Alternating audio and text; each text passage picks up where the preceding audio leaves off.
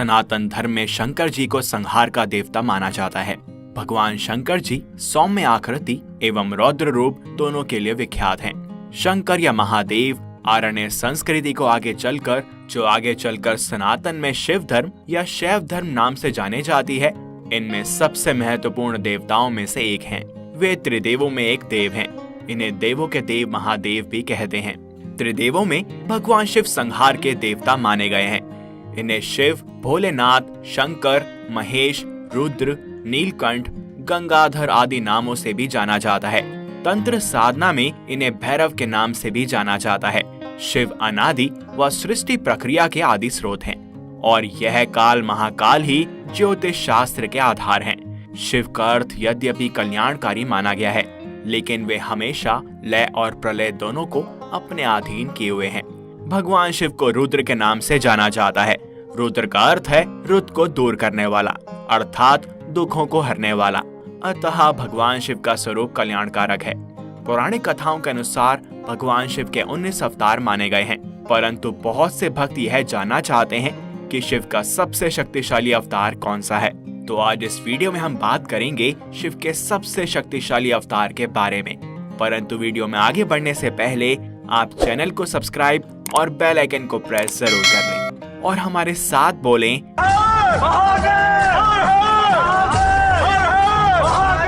भगवान शिव और उनके अवतार को मानने वाले शैव के अनुसार शरभ अवतार ब्रह्मांड की रक्षा के लिए भगवान शिव द्वारा लिया गया सबसे शक्तिशाली अवतार था। भगवान शिव के इस अवतार का उद्देश्य भगवान विष्णु के भयंकर और उग्र नरसिंह अवतार, जो कि आधा मानव और आधा शेर का संयोजन था, उसको काबू करना था। अथर्ववेद के उपनिषदों के अनुसार अपने प्रिय भक्त प्रहलाद को बचाने और हिरण्यकश्यप का वध करने के पश्चात भगवान नरसिंह नियंत्रण से बाहर हो जाते हैं और विनाश लीला शुरू कर देते हैं। उनके सिर्फ गर्जना करने से ब्रह्मांड में एक भयानक स्थिति पैदा हो जाती है। तब सभी देवता भयभीत होकर भगवान ब्रह्मा की शरण में जाते हैं। परमपिता ब्रह्मा के पास इसका कोई भी उपाय नहीं था, तो वे सभी देवताओं को लेकर भगवान विष्णु के पास जाते हैं और उनसे प्रार्थना करते हैं कि वे अपने अवतार का क्रोध शांत कर लें। इस पर भगवान विष्णु वापस उसे अपने अंदर समाने का प्रयास करते हैं, मगर भगवान नरसिंह बेकाबू हो चुके थे।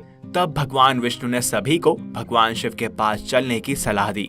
उन्होंने कहा, चूंकि भगवान शिव उनके आराध्य हैं, इसलिए केवल वही नरसिंह के क्रोध को शांत कर सकते हैं।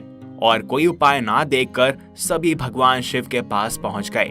भगवान विष्णु और सभी देवताओं ने भगवान शिव से भगवान नरसिंह को रोकने का अनुरोध किया।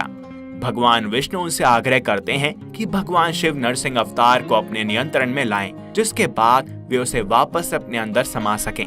भगवान विष्णु और देवताओं के अनुरोध पर पहले भगवान शिव ने अपने अवतार वीरभद्र को भेजा, लेकिन वे नरसिंह से मुकाबला ना कर सके और उनसे पराजित हो गए। अपनी पराजय के बाद वीरभद्र ने महादेव से कहा कि नरसिंह अवतार को हराने के लिए उन्हें स्वयं एक ऐसा रूप लेना होगा जो ना तो भगवान है और ना ही असुर या मानव, ना तो पक्षी और ना ही जानवर। इसके पश्चात ही भगवान शिव से शरभ अवतार का उदय हुआ, जिनके 8 हाथ थे, जो सिंह, गरुड़ और हाथी का मिला जुला स्वरूप था, जिनके पास सिंह और हाथी से ज्यादा ताकत थी और वे एक ही छलांग में घाटी को पार करने की क्षमता रखते हैं। भगवान शिव का यह अवतार चपलता, शक्ति तथा बुद्धि का प्रतीक है। भगवान शिव के शरभ अवतार और भगवान विष्णु के नरसिंह अवतार के बीच लगभग 18 दिनों तक संघर्ष हुआ। शरभ अवतार नरसिंह को अपने पंजों में फंसा के खींचकर पाताल लोक ले गए। बहुत देर तक भगवान शरभ ने भगवान नरसिंह को वैसे ही अपने पंजों में जकड़ कर रखा। अपनी सारी शक्तियों और प्रयासों के बाद भी भगवान नरसिंह उनकी पकड़ से छूटने में सफल नहीं हो पाए। शरभ के हमलों से घायल होकर नरसिंह को अपनी वास्तविकता का एहसास हुआ और उन्होंने शरभ से प्रार्थना की और सुंदर उपदेशों के साथ माफी मांगी, जो कि बाद में विजयी भगवान का अष्ट स्रोत बन गया। भगवान शिव ने भगवान विष्णु के नरसिंह अवतार के क्रूर स्वभाव के ठीक होने की पुष्टि की और इसीलिए उन्हें चोट नहीं पहुंचाई। नरसिंह ने अपने शरीर को छोड़ने का फैसला किया, लेकिन उससे पहले वे भगवान शिव को उनके मूल रूप में प्रकट होने का आग्रह करते हैं। भगवान नरसिंह की इच्छा के अनुसार भगवान शिव वहां प्रकट होते हैं और उन्हें बताते हैं कि उन्होंने भगवान विष्णु और अन्य देवताओं के अनुरोध पर शरभ रूप धारण किया था, जिसके पश्चात नरसिंह भगवान विष्णु में और शरभ भगवान शिव में समा जाते हैं।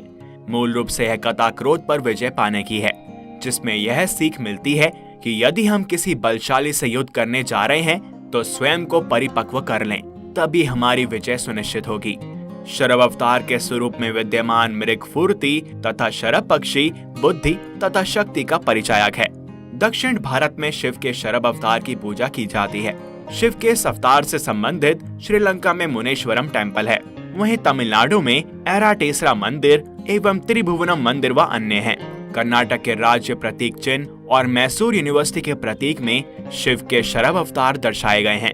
माना जाता है कि शरभ अवतार का पूजा पाठ करने से गुस्से से मुक्ति, भाग्यशाली, नुकसान से बचाव और विवादों में भी जीत मिलती है। तो हमारे साथ एक बार फिर बोलें,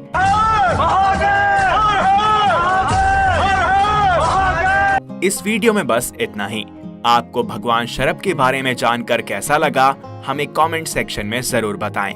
और अगर आपको यह वीडियो पसंद आई हो तो इसे लाइक करें व अन्य भक्तों के साथ शेयर करें। परिस्थिति चाहे कितनी भी विकट और बड़ी हो, हमें अंतिम श्वास तक साहस के साथ उसका सामना करना चाहिए।